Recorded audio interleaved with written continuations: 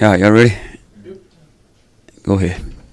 Coach, I know you guys have been so good on third down really since you got here. So I'm sure that, outing the other night kind of sticks with you. So what were your results watching tape and everything? Yeah, third down is something we took a lot of pride in. Our players and program took a lot of pride in, and started off the game, I think 3 and out a couple times, and started out really good on third down, so you felt really good about it. And then there was a streak there. They got hot, and we couldn't get off the field.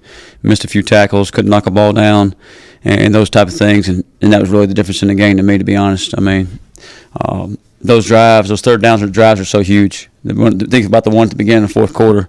We got a chance to make an opportunity to make a sack back there and miss a sack. And he scrambles, gets the first down, keeps the drive alive. And all those drives led to touchdowns. I think 4 of their touchdowns came on third down.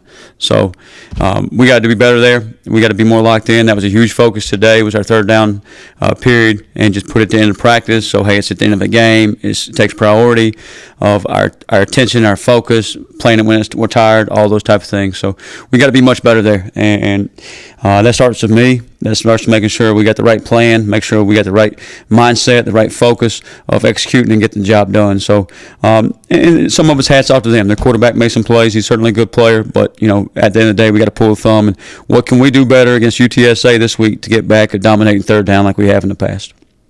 With the run game, I know they went for 191 on the ground. What were some of the things on film that you saw that stood out? Yeah, I thought we played the run really well at times. And they put you in some binds where you got the quarterback run game, you got the pin and pull, you also got the receivers out wide. You got to help pay attention to. We were in cover 3 a couple times, and they popped a couple of runs in there. I think the first run that led to the first score about 25 yards there. And they just ran a gap scheme to the field, and we were in cover 3. We didn't quite get over the top with the Mike backer and leverage it back to the backside, a hook player. We had a few like that, just kind of got out on us. We had another one out of trap pressure, bringing field pressure. They run to the boundary. We don't fit off the tight end there, and it kind of gets out on us for about another 25. So it wasn't, it's just a few here, a few there that we got to do a better job on, and that's their main focus, their main staple is that being an option team, they want to run the football. So, again, we talk about third down, taking a lot of pride in. Our run defense is something else we're taking a lot of pride in, and we didn't get the job done there the other night. And we got to be better there and just do a better job of fitting those things up. At the same time, being able to give some help at certain places, but being able to play the run as well. Losing Sabone last week, I know you don't want to make excuses. Yeah. At least a role, and then just thoughts on that injury. Yeah, it's always next man up mentality. I got total faith in every one of our guys in our defense and in our room. In the secondary up front, wherever it may be, and Von's a great player and really good kid, and just hate it for him and feel for him. And I've lost a lot of sleep over the last week, not for me, not for but for him as an individual and a young man and his family and just his future. And I know he'll bounce back. He'll be stronger than ever. It's just a comeback for him. But at the same time, it does cross your mind like, hey, Siobhan's a once-in-a-lifetime player out there, and now you do some things differently. Some things you build around him. Now you got to change some things up. Find out last Thursday for sure that was the case. We're gonna lose him, and I had to make some adjustments there. And at the same time, it's a little easier going forward because you know exactly what you're playing with when you're game planning for that week. So, just our thoughts and prayers continually with him and his family and just his future. I know he'll bounce back, but I got total faith in our corners and what they're going to do. But not only our corners, but the rest of our defense, how they're going to step up and fill that void there, and so we won't miss a beat, hopefully. To what extent, when you do have that extra time in this full week of game planning without him, does that help in terms of the challenge of replacing and playing around him? Well, for one, that's a young man that was getting, we do about 100 reps of practice, and he gets 50 on with the ones. Well, now those reps go to somebody else, so it gives another young man an opportunity to get more reps, improve his game, feel more comfortable with the game plan, feel more comfortable with the offense is trying to attack us with, and those type of things. So right now that's been Lamp and Nash, and they're doing a really good job this week responding. Got some young corners coming along as well. So, but just the more reps they're going to get each and every day, whether it's practice or in a game on Saturday, they're going to get better and better. You're going to face it. I was going to say, but both those young men are talented. I mean, one started at North Carolina, one started at West Virginia. So both of them are young, very talented, and I know they're going to make plays. Sorry. No, So you're going to face a really up-tempo team this week. You did that a few weeks back against Old Dominion, held them to 14 points. How much do you look back at your own guys on film from a few weeks back against Old Dominion and relate it to this week against UTSA? Yeah, UTSA certainly hurt us with some tempo last year. And, I think we look back at that game and our game last year, a year ago, and that was the things that hurt us was the tempo plays.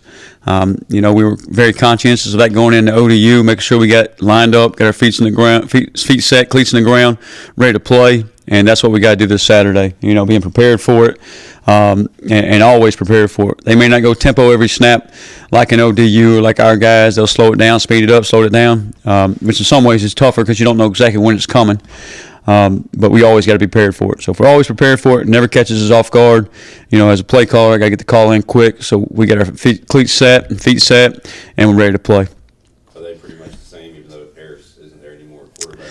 Yeah, surprisingly, I thought Frank Harris was, obviously a veteran quarterback, but an 8th-year player there, and a really good one. McCown is, obviously knows a lot of football through his dad and all that stuff, but last year they were like 75% runs just first and second down between RPOs and those things, and this year that's more like 50-50. I don't know if that's the quarterback situation or exactly what, but for the most part it's the same offense. You see little tweaks here and there.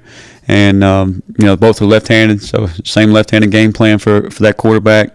And the backup's pretty good, too. Number 9 does a really good job when he comes in. He's got a strong arm, so it doesn't change a whole lot of what they do.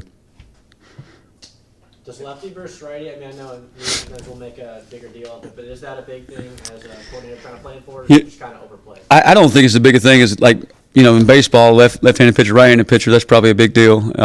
In football, there's some things that does change about the hash, maybe what hash they like. A few years ago when we had Holton, you could tell, like, hey, he liked certain things off of this hash, or he liked doing this or doing that, or throwing the ball to his left versus his right, and maybe a right-hand quarterback's flip-flop, especially as a young guy. When guys get older, Frank Harrison in his 17th year, Holton was a 10-year player or whatever he was. But as those guys get older, they feel more comfortable doing both things right and left. Sometimes a younger quarterback, hey, he's only comfortable to his throwing hand, or only comfortable to, certain plays away from his throwing hand. So we do look at that. We do study those tendencies and see if we can, help us give an advantage to us. We talked to Sue Rad yesterday.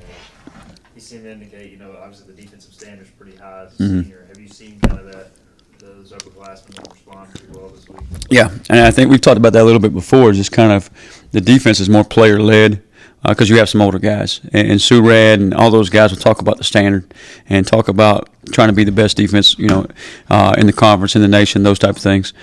And they get as down as I do, and probably more down than quicker than I do, and they probably get over it faster than I do too. But of making sure we hit that standard and we don't, it really bothers them.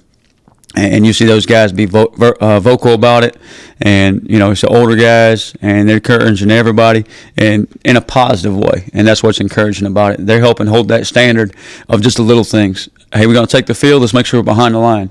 Hey, we're going to communicate. Make sure we all communicating. Hey, third down, alert hard counts. Make sure we're all alerting hard counts. And just saw that in practice today, and just really proud of those guys. We got to continue to do that and continue to do it with urgency, intent, and may take that into game day on Saturday. Just last thing I close with, and I know my mom watches this, so just kind of when you guys, really apologize first of all to Pirate Nation about Saturday night. Obviously, we all program. We got to do better there, but just kind of keep my family and thoughts in your prayers back home. They're going through some things. Just appreciate it if you do that for me. Thank you.